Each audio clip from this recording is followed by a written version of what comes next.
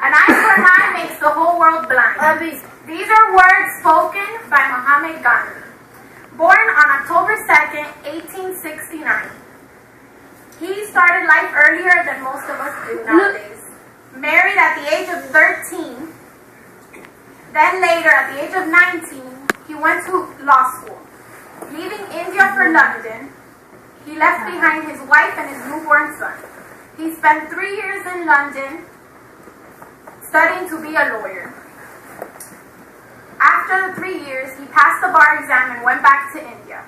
He tried to be a lawyer in India for 2 years, but he couldn't because he wasn't very familiar with Indian law or he wasn't very good at trial court. After 2 years in India, he went ahead and took a position in South Africa as a lawyer there. In South Africa, he received a very rude awakening.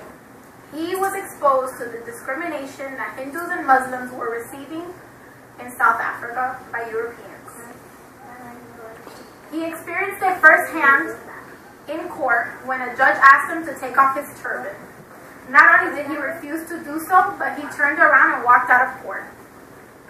After that, he had another incident where he was on a train and he was asked to give up his seat in first class by a stagecoach driver who took him out of his seat and beat him up to give it to a European traveler.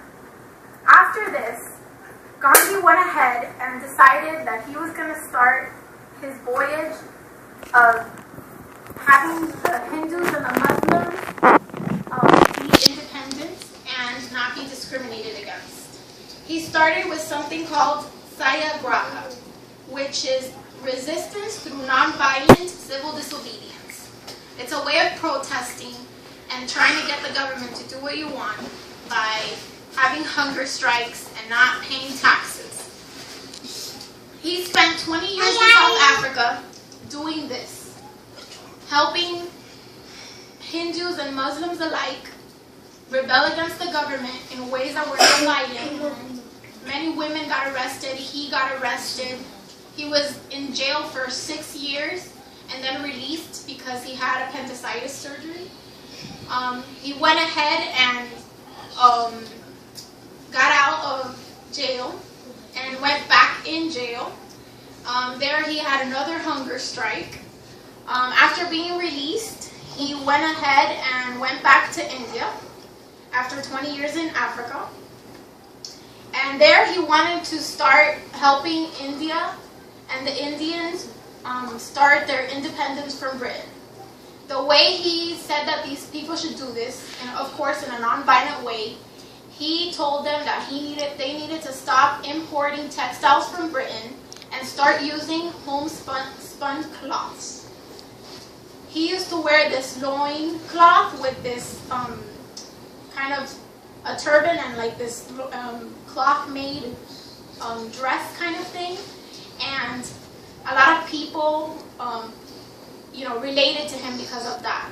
He was a leader for the poor, for people who didn't have money.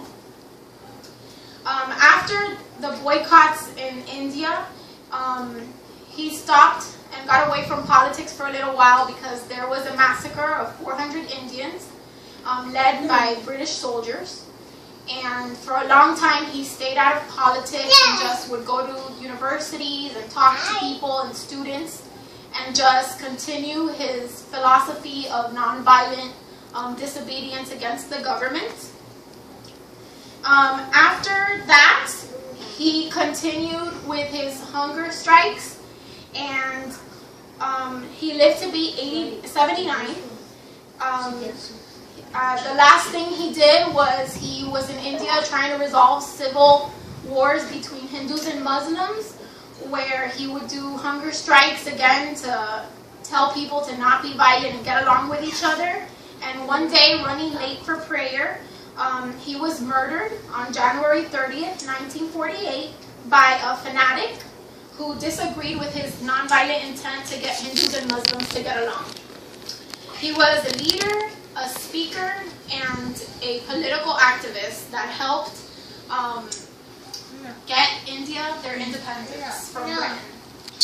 And I think I want to close by saying one of his famous words. You must be the change you want to see in the world. Excellent.